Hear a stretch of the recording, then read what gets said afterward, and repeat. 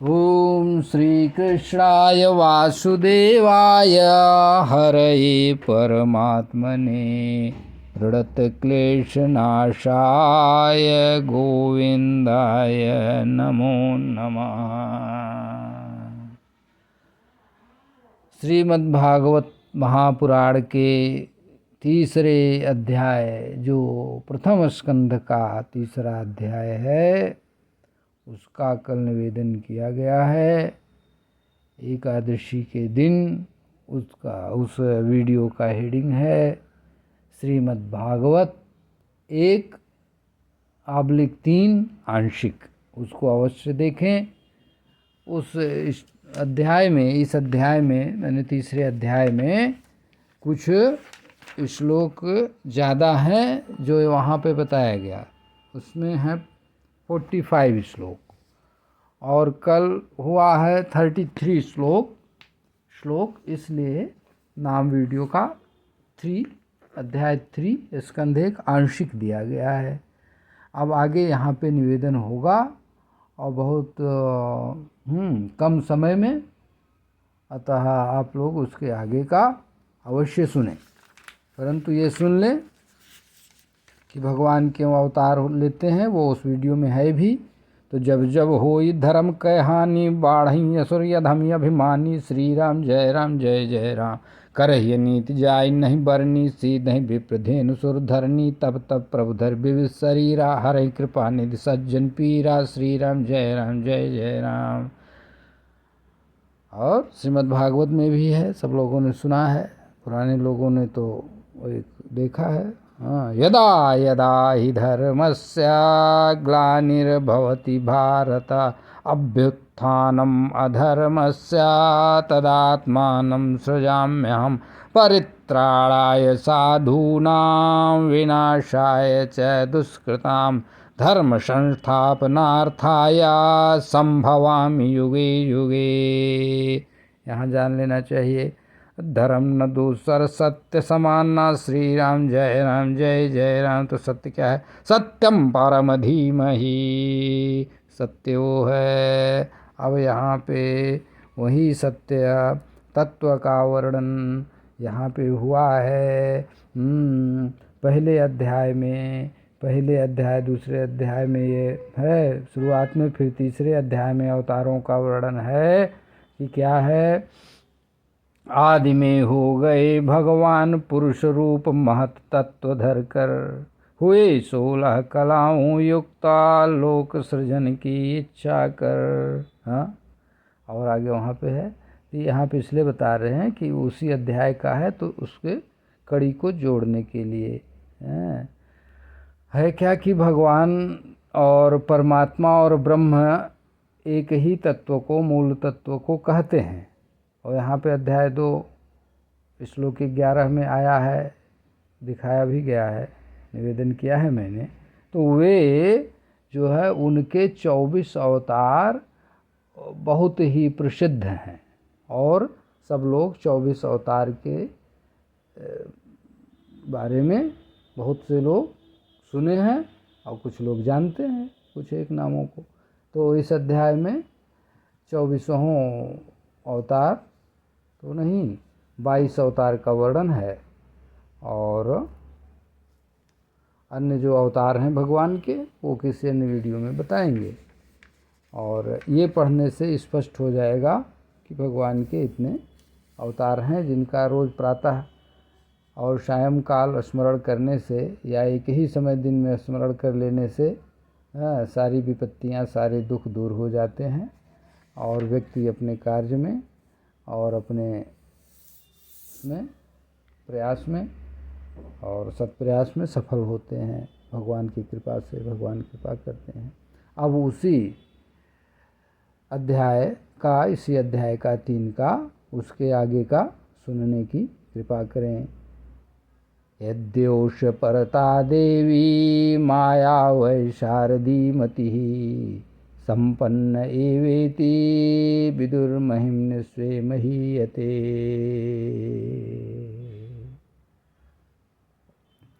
एवं जन्मानि कर्माणि ह्यकर्तुर्जनस्य च गायन्ति स्म कवयो वेदगुह्यानि हृतपतेः। यह श्लोक 34 तक हुआ है। इसका अनुवाद, मूल अनुवाद, पद्यानुवाद सुनिए कृपया।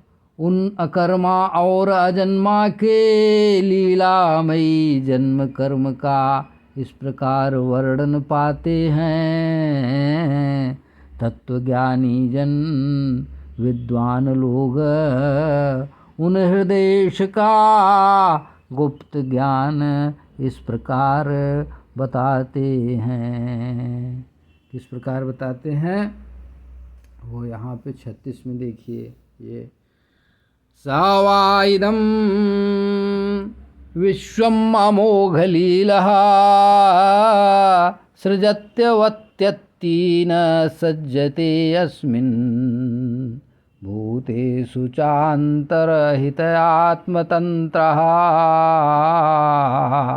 खांगवर्गिकं जेघ्रति खड्गुणीशः। तो इसका अनुवाद सुनिए। उनके द्वारा इस प्रकार विश्व में अमोघ लीला होती है।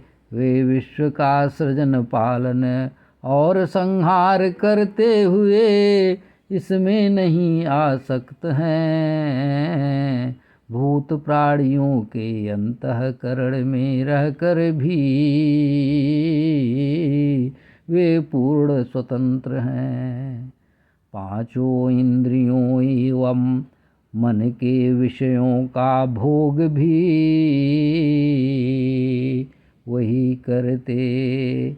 वे ब्रह्म हैं, अतः कर्म बंधन से अन्यत्र हैं। उन्हें कर्म बंधन उनको बांध नहीं सकता, जबकि हमारे आपके शरीर में रहकर वही वास्तव में विषयों का भोग करते हैं। जिस प्रकार, अब 37 देख लीजिए। न चास्य कश्चिन् निपुणेन धातुर्वेति जन्तुः कुमनीषऊतिः नामानि रूपाणि मनोवचोभिः संतन्वतो नटचर्यामि वाग्यः। ये 37 श्लोक है। यह इस प्रकार है। जिस प्रकार कोई अनजान मनुष्य नट के करामात को समझ नहीं पाता है, जैसे ब्रह्म के, वैसे ही ब्रह्म के संकल्प से होने वाली नाम रूप मनवाड़ी कृत लीला विलास अज्ञानियों को समझ नहीं आता है, वही लोग जान सकते हैं उन परमात्मा के मूल तत्व को और अवतार लीलाओं को। उन भगवान या ईश्वर को दुस्तर दुरंत वीर चक्रपाणी को, जो अपनी योग माया द्वारा सतत ढक कर छिपे रहते हैं, जो उनके पद पंकज रज का सेवन करते, वही उपरयुक्त प्रेमी जन ही उनको जान सकते हैं, वही उपरयुक्त प्रेमी जन उनको जान सकते हैं। श्री राम जय राम जय जय राम। सवेद धातुः पदवीं परस्य दुरन्तवीर्यस्य रथाङ्गपाणेः यो मायया यो अमायया सन्ततयानुवृत्त्या वदेत तत्पादसरोजगन्धम्। श्रीराम जय जय राम श्री राम। अभी इस श्लोक को ऊपर बताया। हाँ 37 38, हाँ 38 और ये 38 ही, हाँ बराबर। तो इसको फिर एक बार सुन लीजिए। वही लोग जान सकते हैं उन परमात्मा के मूल तत्व और अवतार लीलाओं को, उन भगवान या ईश्वर को, दुरंत दुस्तर दुरंत वीर चक्रपाणी को, जो अपनी माया द्वारा सतत ढंकर छिपे रहते हैं, जो उनके पद रज का सेवन करते, वही उपर्युक्त प्रेमी जन ही उन्हें प्राप्त कर सकते हैं। ये 37-38 का हो गया। अब 39 का देखिए। अथेह धन्या भगवन्त इत्थं यद्वासुदेवे अखिललोकनाथे कुर्वन्ति सर्वात्मकमात्मभावं न यत्र भूया परिवर्त उग्रः।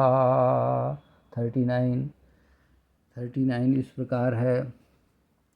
हे भागवतों में महानुभावों, हे भागवतों हे महानुभावों, यहाँ आप लोग धन्य हैं इस प्रकार, जो यहाँ सर्वलोकों के नाथ श्री वासुदेव श्री हरि की कर रहे हैं पुकार। जो लोग उन सर्वात्मा वासुदेव से एकात्म भाव करते हैं, वे पुनः इस भयंकर दुखमय संसार में पुनः नहीं पड़ते हैं, पुनः नहीं पड़ते हैं। इस प्रकार अब 40 नंबर देखिए। इदं भागवतं नाम पुराणं ब्रह्म संहितं, उत्तम श्लोकचरितं चकार भगवान ऋषि। यह श्रीमद्भागवत पुराण वेद सम्मत महान यति है, उत्तम कीर्ति भगवान का गान है, भगवान वासु भगवान श्री वेद व्यास की कृति है। 41 देखिए, देखा जाए। निःश्रेयाय लोकस्य धन्यं स्वस्त्ययनं महत्, तदिदं ग्राहयामास सुतमात्मवतां वरम्।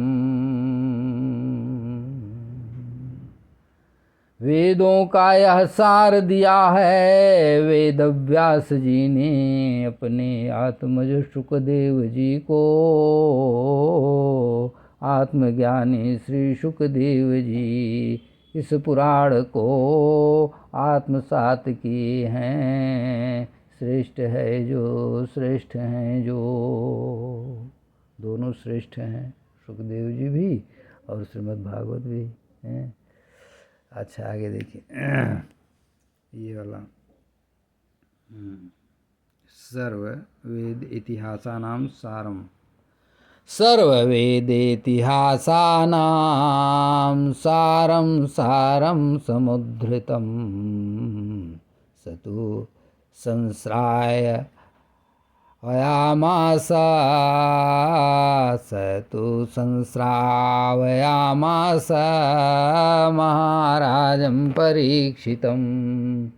श्री राम जय राम जय जय राम, श्री राम जय राम जय जय राम, श्री राम जय राम जय जय राम, श्री राम जय राम जय जय राम, श्री राम जय राम जय जय राम। सर्ववेदों इतिहासों का सार सार इसमें उन्होंने पाया है, और उन्होंने पूर्व काल में महाराज परीक्षित जी को यह सुनाया है। श्री राम जय राम जय जय राम, जय राम जय राम जय जय राम। अब 43 देखा जाए। प्रायोपविष्टम, ये प्रायोपविष्टम गंगायाम परीतम परमर्षिभिः प्रायोपविष्टम गंगायां परीतं परमर्षिभिः कृष्णे स्वधामोपगते धर्मज्ञानादिभिः सह।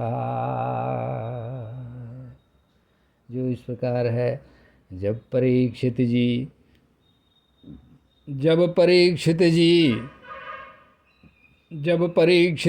प्रायोपवेशन अर्थात मरण हेतु अनशन करके बैठे थे गंगा जी के तट पर परमर्षियों से घिर करके, जब श्री कृष्ण भगवान सुधाम चले गए थे धर्म ज्ञान आदि सहित और परिकरों के सहित हो करके। श्री राम जय जय राम। जब तक भगवान श्री कृष्ण थे, तब मतलब फिजिकल रूप में जैसे हम आप हैं, तब तक तो कलयुग की दाल नहीं गली। हाँ, जबकि बहुत से राजा लोग और ये वो जरासंध इत्यादि मगध से चल के यहाँ बड़ा लफड़ा करे, और भी दुष्ट लोग, लेकिन सब जो है भगवान श्री कृष्ण जी से परास्त हो गए। आगे देखिए, उसके बाद की बात है ये 44 देखिए। कलौ नष्ट दृशामेष पुराणार्को अधुनोदिता तत्र कीर्तयतो विप्रर्षेर्भिः पूरितेजसा। देखिए भाई, मैं विद्वान नहीं हूँ, परंतु संस्कृत विद्वानों ने लिखा है, अतः सुजन सुमति सुनी लेहि सुधारी श्री राम जय राम। ये गोस्वामी जी ने प्रार्थना किया है, मतलब श्री रामचरितमानस में, वही मैं प्रार्थना आप लोगों से कर रहा हूँ। इसका अर्थ है, सुजन लोग सुन करके जो गलतियाँ हों उनको सुधार लीजिए, हैं, कृपा करके। तो इसका अर्थ सुनिए, मतलब अनुवाद, भावानुवाद, पद्यानुवाद। कलयुग के अज्ञान अंधकार में जब कुछ दिखता न था, तब यह पुराण सूर्यवत उदित हुआ। हे विप्रों, वहाँ सभी विप्र लोग एकत्र हुए हैं। नारद जी हैं और 4 सनत कुमार हैं, जो बच्चे ही हैं सबके पूर्वज, नारद जी के गुरु हैं।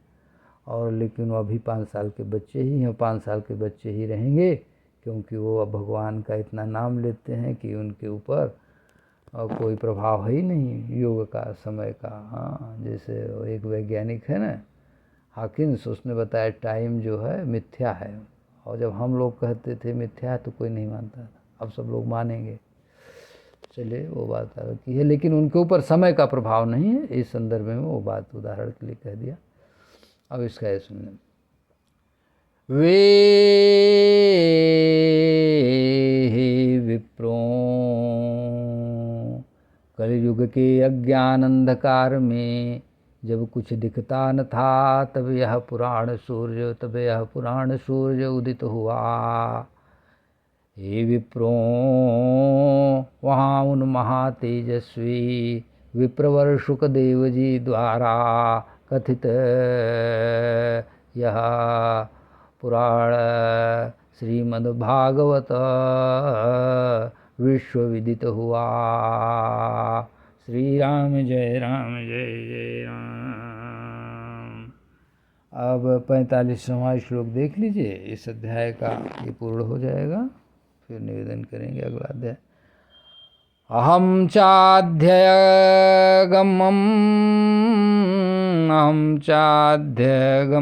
तत्र निविष्टस्तदनुग्रहात् सोऽहं वा श्रावयिष्यामि यथाधीतं यथा मतिम्।